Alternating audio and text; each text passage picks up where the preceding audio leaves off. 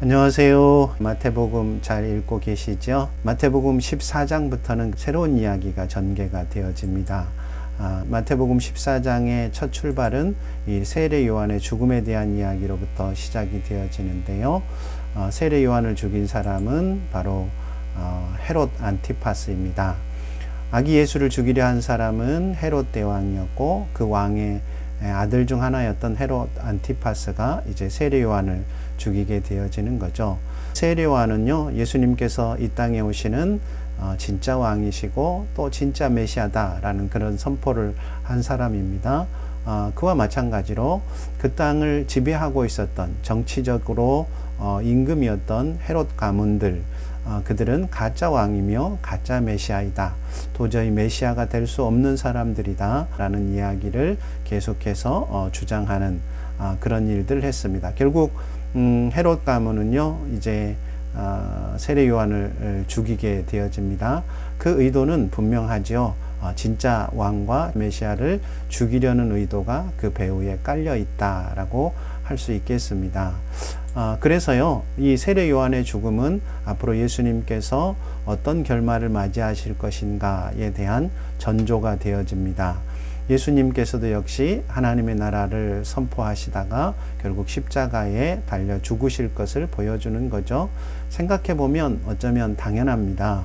예수님께서 하나님의 나라를 선포하면 선포할수록 더 많은 적들이 생기고 있습니다. 헤롯 가문을 비롯하여서 유대의 종교 지도자들은 예수님을 죽이려 모의했고, 13장 말미에서 우리가 나사렛 사람들이, 예수님의 고향 사람들이 예수님을 배척한 것을 살펴보았는데요. 사람들 가운데도 역시 예수님을 배척하려는 그런 모습들이 구체화되는 것이 바로 이 14장의 이야기의 시작점이라고 할 수 있겠습니다. 그리고 난 다음에요, 예수님께서 오병이어의 기적을 일으키시는 장면이 등장합니다. 광야에서 5,000명을 먹이신 거죠. 이 이야기를 통하여 마태는 우리에게 예수님께서 이 땅에 오신 새로운 모세다, 그러니까 하나님께서 보내신 사람이다 라는 것을 보여주고 있습니다. 모세는요, 광야에서 이스라엘 백성들을 40년 동안 인도했지 않습니까? 그 40년 동안 하나님께서 하늘에서 만나를 내리셔서 이스라엘 백성들을 먹이셨는데, 예수님께서도 광야에서 이 5,000명의 사람들을 먹이심으로 그분도 하나님이 보내신 사람이라는 것을 분명하게 보여주고 있는 것입니다. 그런데 예수님은 또 모세하고는 다르죠. 모세는 이스라엘 백성들을 계속 인도하여서 가나안 땅으로 진군에 들어가지만, 예수님은 오히려 그 사람들을 다 흩어 보내시는 이야기가 등장합니다. 예수님이 어떤 메시아인지를 분명하게 보여주는 그런 이야기라고 할 수 있겠습니다. 어쨌든 이 오병이어의 이야기를 통해서 하나님께서는 우리를 하나님의 나라의 잔치로 초대하신다라는 그런 메시지가 들어있겠습니다. 그 다음에 나오는 이야기가요, 이제 예수님께서 물 위를 걸으시는 이야기입니다. 물 위를 걸으시는 사건은요, 믿음으로 산다는 것이 무엇인지를 보여주는 것입니다. 그러니까 우리가 믿음으로 살아간다라는 것은 풍랑이 없는 그런 삶을 산다는 것이 아니고, 믿음을 가지고 있지만 여전히 풍랑이 있는 바다를, 그런 인생을 살아가는 것이다 라고 이야기합니다. 마태가 우리에게 들려주는 핵심은 뭐냐면, 파도가 아니라 예수님을 바라보라 라는 이야기입니다. 베드로가 파도를 바라볼 때는 빠져갔지만 예수님을 바라볼 때는 물 위를 걸었다 라고 이야기하죠. 그래서 우리가 이 풍파 많은 세상을 살아갈 때에는 하나님을, 그리고 예수님을 바라보는 시선을 놓치지 말아야 한다라는 것이 바로 이 마태복음 14장 물 위를 걸으신 이야기의 핵심이라고 할 수 있습니다. 이제 마태복음 14장 함께 읽으시겠습니다. 그때에 분봉왕 헤롯이 예수의 소문을 듣고 그 신하들에게 이르되, 이는 세례 요한이라. 그가 죽은 자 가운데서 살아났으니 그러므로 이런 능력이 그 속에서 역사하는도다 하더라. 전에 헤롯이 그 동생 빌립의 아내 헤로디아의 일로 요한을 잡아 결박하여 옥에 가두었으니, 이는 요한이 헤롯에게 말하되 당신이 그 여자를 차지한 것이 옳지 않다 하였음이라.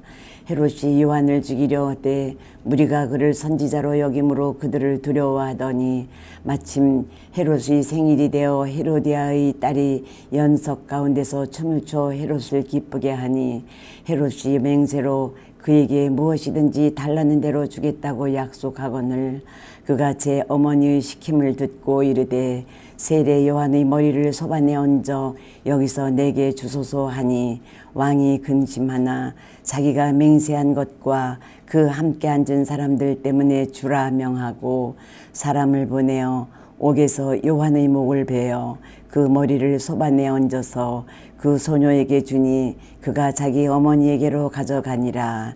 요한의 제자들이 와서 시체를 가져다가 장사하고 가서 예수께 아뢰니라. 예수께서 들으시고 배를 타고 떠나사 따로 빈 들에 가시니 무리가 듣고 여러 고을로부터 걸어서 따라간지라.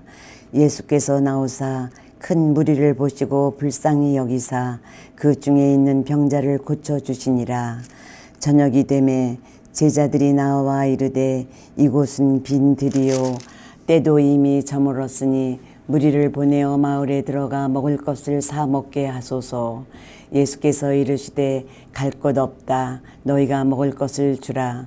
제자들이 이르되 여기 우리에게 있는 것은 떡 5개와 물고기 2마리 뿐이니이다.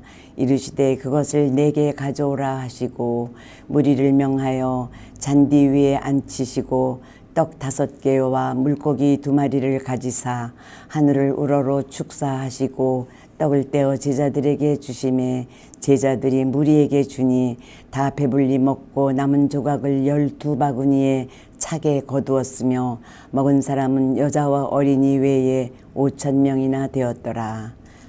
예수께서 즉시 제자들을 재촉하사 자기가 무리를 보내는 동안에 배를 타고 앞서 건너편으로 가게 하시고 무리를 보내신 후에 기도하러 따로 산에 올라가시니라.